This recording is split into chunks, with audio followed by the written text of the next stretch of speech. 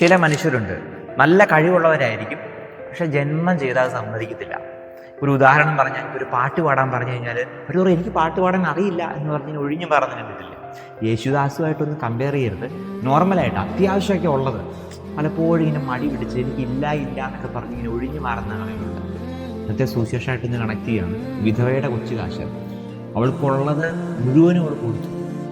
5 മീനിൻ്റെ കേസ് ഓർക്കുന്നില്ലേ? ഈശോ എന്താ ചോദിച്ചത്? നിനക്കുള്ളത് ഇങ്ങ് തരിക, ബാക്കി ഞാൻ ചെയ്തോളാം.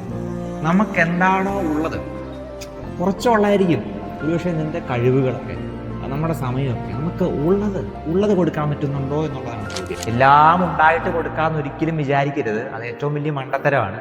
നിനക്ക് ഇപ്പോഴെന്താണോ ഉള്ളത് കൊടുക്കുന്നവനെയാണ് ദൈവം അനുഗ്രഹിക്കുന്നത്. ഒരു പക്ഷെ ഒരാളെ കാണുമ്പോൾ ഒന്ന് ചിരിച്ചു കാണിക്കാൻ പറ്റുക എന്നുള്ളത് വലിയ കാര്യമാണ്.